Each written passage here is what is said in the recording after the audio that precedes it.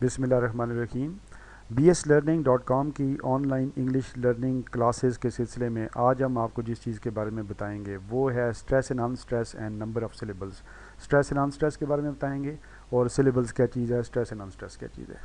Syllable सबसे पहली बात यह है कि एक वर्ड एक साउंड को कहते हैं, यानी कि किसी वर्ड में कितनी साउंड्स हैं वो सिलेबल कहलाती हैं। जिस तरह इसको अगर आप पढ़ें तो टॉल, टॉल एक साउंड है टॉल।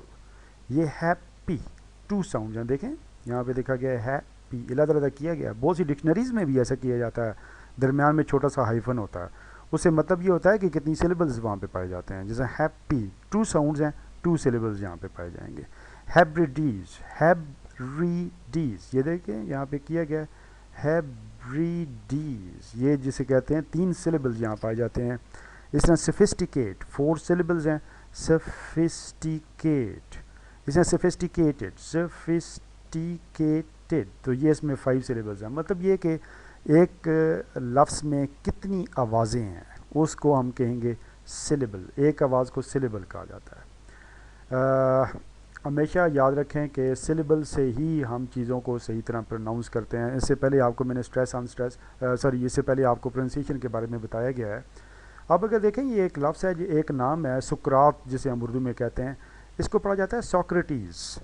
अगर इसको 2 सिलेबल हों तो ये सोक्रेट्स पढ़ा जाएगा, 3 सिलेबल हों तो ये सोक्रेटिस पढ़ा जाएगा। मतलब ये कि सिलेबल की मौजूदगी भी आपको बताती है कि आप किसी चीज़ को सही, उसकी सही प्रोनाउंसिएशन क्या होगी।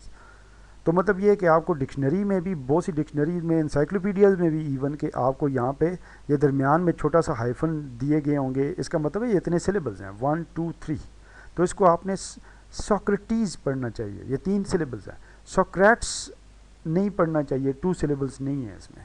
बिल्कुल इसी तरह से तरीके से यहाँ पे भी देखें सिलेबल हमें गाइड करता है कि सिलेबल की मौजूदगी, यानी कि एक वर्ड में कितने सिलेबल हैं उससे हमें पता चलता है कि उस वर्ड को कैसे पढ़ा जाएगा। बिल्कुल इसी तरह से अगर इसको ऐसे पढ़ा जाए, ये जगह का नाम है, सॉरी ये एच कैपिटल होना चाहिए था यहाँ पे, हेब्राइड्स, यहाँ पे इस तरह से इसे पढ़ना चाहिए, लेकिन इसकी असल प्रोनाउंसिएशन है हैब्रिडीज़। 3 सिलेबल हैं तो फिर आप इसे हैब्रिडीज़ पढ़ेंगे। तो मतलब ये कि सिलेबल की मौजूदगी, कितने सिलेबल हैं, उससे भी आपको ये बात पता चलती है कि किसी भी लफ्ज़ को सही तरह प्रोनाउंस करने की का क्या तरीका है, उसको कैसे प्रोनाउंस करें, कितनी आवाज़ें हैं उसमें। इसके बाद हम आपको बताएंगे stress and unstress syllables. Stress and unstress syllables कौन से होते हैं? स्ट्रेस एंड अनस्ट्रेस हमेशा सिलेबल के ऊपर किया जाता है, यानी कि यहाँ पे कहते हैं हैब्रिडीज़, तो डीज़ के ऊपर स्ट्रेस है। स्ट्रेस का मतलब ये होता है कि किसी एक सिलेबल को जब हम एक्स्ट्रा प्रेशर के साथ उसको हम प्रोनाउंस करते हैं और उसके ऊपर ज़ोर दे के उसे प्रोनाउंस करते हैं, इसको स्ट्रेस कहते हैं। जिस पे नहीं देते उसको अनस्ट्रेस कहते हैं। जिस तरह हैब्रिडीज़, आप गौर करें तो मैं डीज़ पे ज़्यादा ज़ोर दे के बात कर रहा हूँ, तो लिहाजा स्ट्रेस डीज़ पे है। इसी तरह बहुत से अल्फाज हैं जो नाउन से नाउन से एडजेक्टिव, एडजेक्टिव से फिर नाउन या एडवर्ब जब बनाए जाते हैं तो उनकी प्रोनाउंसिएशन में भी तब्दीली आती है, उनकी स्ट्रेस एंड अनस्ट्रेस में भी तब्दीली आती है। आपने अमूमन डिक्शनरीज़ में ये आपके सामने छोटा सा एक, ये आपने पी से पहले ये आपको नज़र आ रहा होगा, पी और आपका ये जो ब्रैकेट है, इससे इनके दरमियान ये जो छोटा सा जो ये निशान है, ये असल में स्ट्रेस का निशान होता है। ये आपने अमूमन डिक्शनरीज़ में देखा होगा। इससे पता चलता है कि कौन सा सिलेबल जो है वो स्ट्रेस्ड है। ये जहाँ पे भी लगा हो उसके साथ वाला जो आगे सिलेबल होता है वो स्ट्रेस्ड होता है। जिस तरह कि ये लफ्ज़ फोटोग्राफ है, फोटोग्राफ, फोटो पे स्ट्रेस है। इसको अगर इस तरह लिखा जाए तो फोटोग्राफर, अब आपको सही अंदाज़ा हुआ होगा।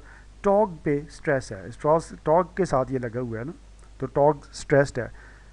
फोटोग्राफ ये पहला स्ट्रेस है, फोटोग्राफर इसमें दूसरा स्ट्रेस है। इसी तरह फ़िलासफ़ी लॉस, ये दूसरा जो है वो आपको लग रहा है कि ये स्ट्रेस है।